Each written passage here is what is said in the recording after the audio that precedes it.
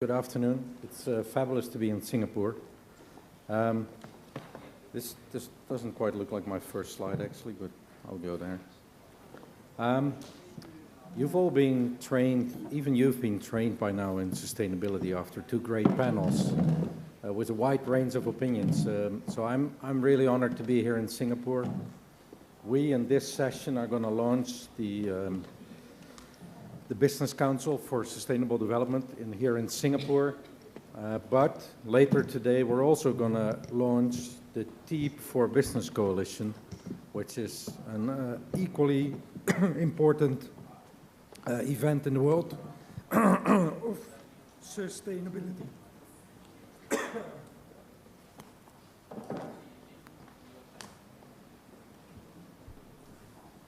I apologize, it must be all the air travel that I get to do, talking about sustainability.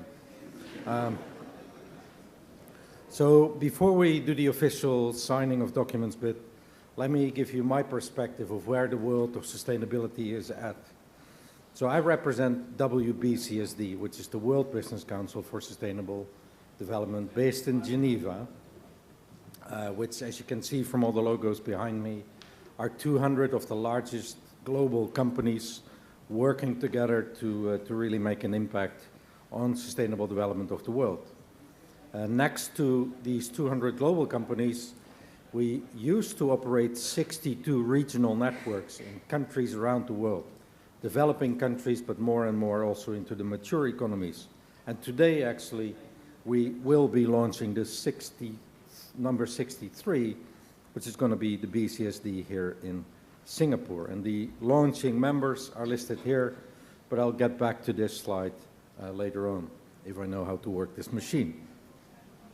Let me, just to reiterate some of the things that the panels have been saying, take you quickly through the state of the world. Because if you're not part of the sustainability space, like I am, you have no idea how much talk in the world there has been going on.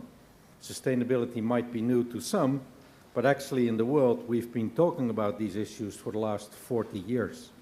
It was the Club of Rome in 1970 which for the first time produced a document called The Limits of Growth.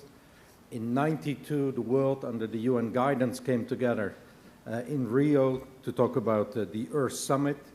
In 92 they published a document called Agenda 21. I don't know if any of you have ever studied that, but if you were to download it today from the internet, you would be amazed how up-to-date that document is in its description of the challenges that the world faces. The only real change compared to that is that all these challenges have become so much more urgent.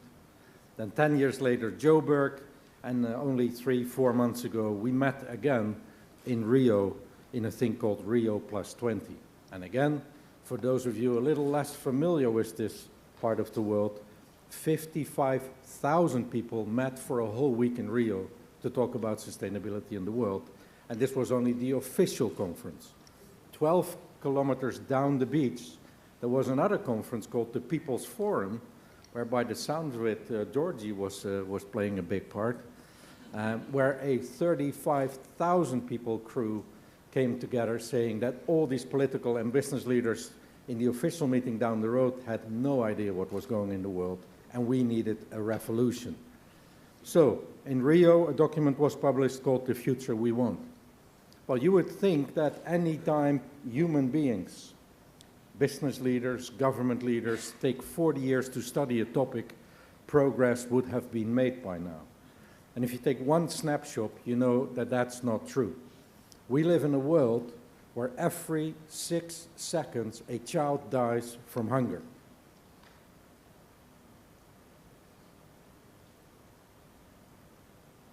Another child has just died.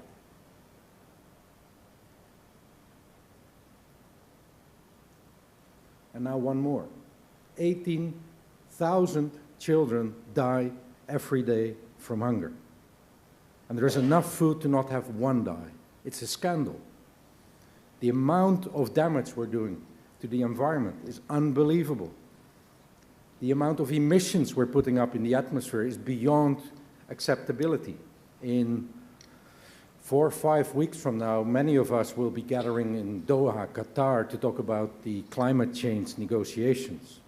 Serious people, country leaders, will be negotiating a 2-degree warming agreement around climate change. No doubt they will fail to reach agreement again, but they're talking and aiming for 2 degrees. But if you listen to the IEA, the International Energy Agency, it is bullshit. We are on track to 5 degrees warming in this planet. 2 degrees is just a dream. It won't happen. And this is not hippie scientists telling us something is going wrong. This is engineers from the energy space telling us something is going wrong. And in the meantime, the population just continues to grow. And it's not only the fact that we're going to go from 7 to 9 or 10 billion people on the planet, it's also the fact that we're doubling or even more growing our middle class from 2 to 5 billion consumers, which for the average business person like myself is a fabulous opportunity. More and more people need food, more and more people will consume. The problem is we live in a resource-constrained world. We do not have the resources to deal with all this. So at WBCSD, 2 years ago, we wrote a book called Vision 2050. To the point that I think you made, we're going 100 miles an hour towards a cliff. The world as we know it is not sustainable. Business as usual cannot continue. We need a transformation, and we need it now.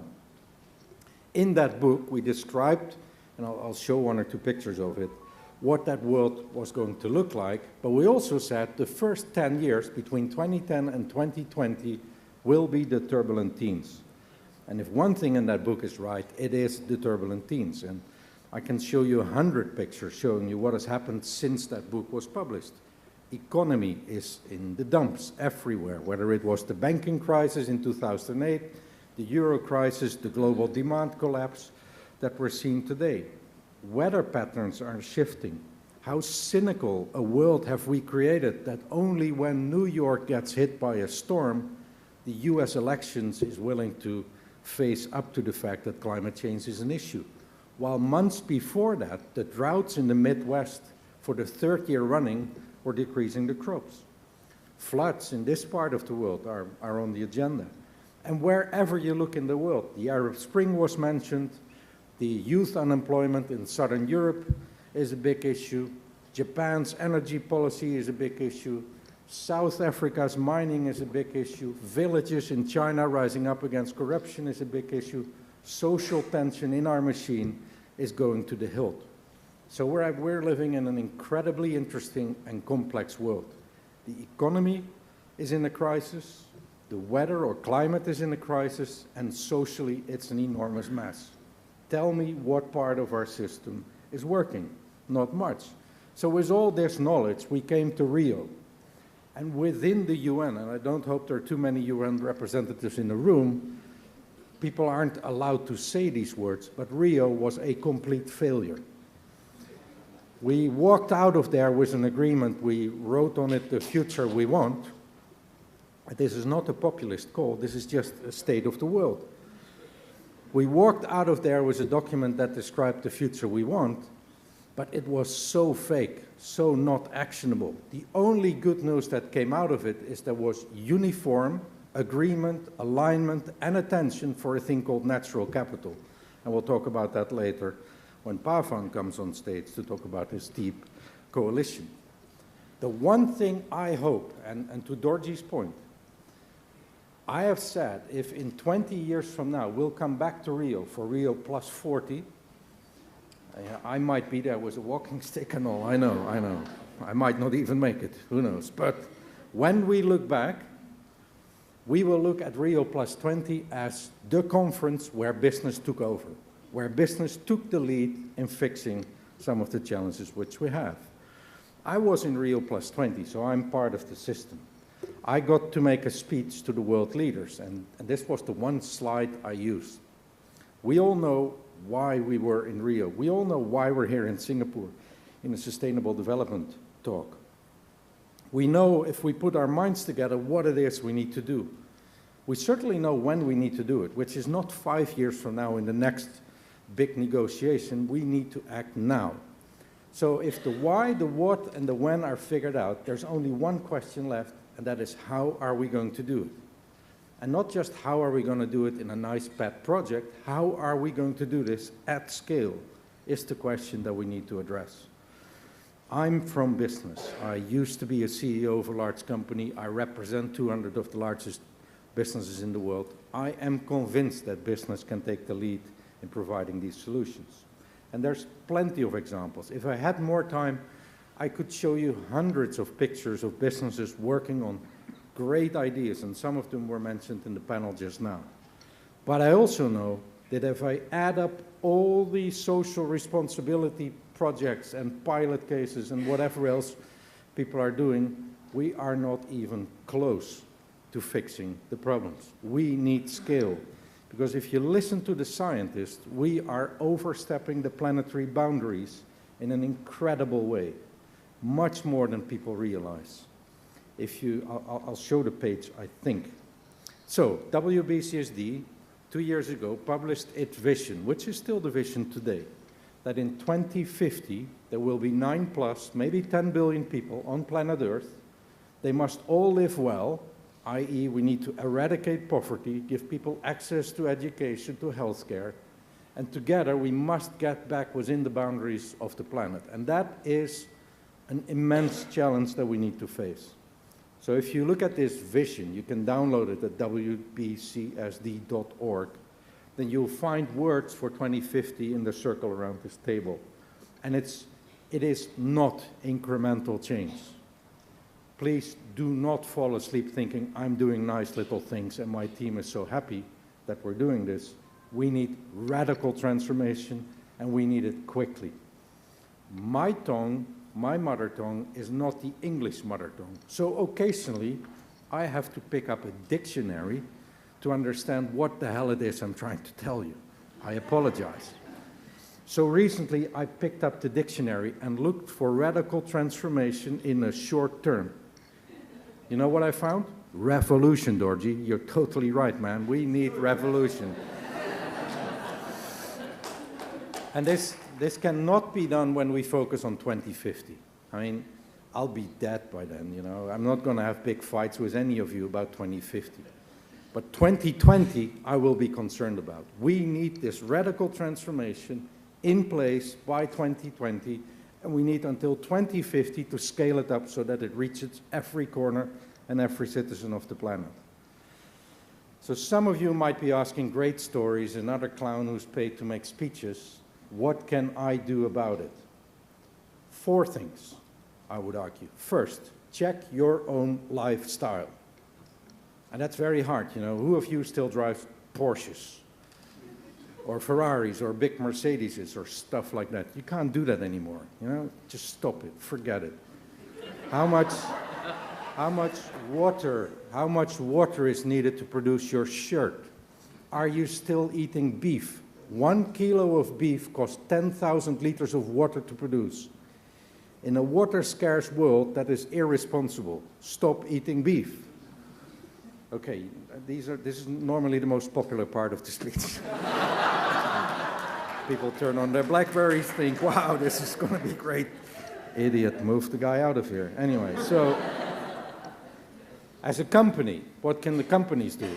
Companies must measure. To your point, if you don't measure it, it doesn't get managed, you do not make progress. But it also means in today's world, you need to be incredibly transparent. Because if you're not transparent, the world will make you transparent through the social media. But also, don't forget to bring the good stories out. There's enormous solution and innovation power in business, but we're so shy telling the great stories. And the third thing, when it comes to sustainability, set yourself the same stretch targets as you do in building your business or improving the profitability or the productivity or whatever it may be. Work together in sectors, set standards in sectors, share best practice and increase the level playing field. Cross-sectorial, the idea of making cities sustainable, mobility sustainable, can only be done if more than one industry comes together. And lastly, and that's leading in to what Pavan and the panel later today will talk about, is we need to change the rules of the game. I will admit, and I'm not always popular when I do, I am a capitalist. Very simply, I'm from business, we're capitalists. So what is capitalism? Capitalism is you put financial capital to work, you expect something back. That's what capitalism is. We call put to work capital employed, we want something back, is we want a return for capital employed. That's the language of business. Nothing wrong with it. The only problem is we are only told to maximize returns on financial capital. We're missing two capitals. So we need to start including natural capital and social capital. Once we do that, we have true cost and we will get true value management. Price nature, put it in the P&L, in the balance sheet, in the valuation of business, in the investment decisions coming from the capital markets, and we will get an accelerator and a revolution that will put business in the lead. I am getting sick and tired of debates on panels, whether we should do it with, without, against. I mean, there's no other way than business, government, citizens, NGOs working together to solve this. It's way too complex for any of these entities to carry it alone. Like I said, I'm totally honored to be in Singapore. I mean, I've been to Singapore, I don't know how many times ago. 15 years ago, I would think, wow, you would be in Singapore with China growing up next to you. That's got to be tough. But the way you've cracked that, became a regional economic powerhouse, is amazing. Now all you need to figure out is one thing: Singapore. How will you scale up sustainability? So this was the introduction. Let me go back to this slide.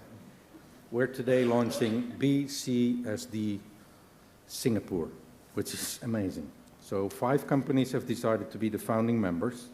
I would now like to ask Dato Jeo Hao, President of Apical Group Limited, if you're in the room, to come forward and make a short statement.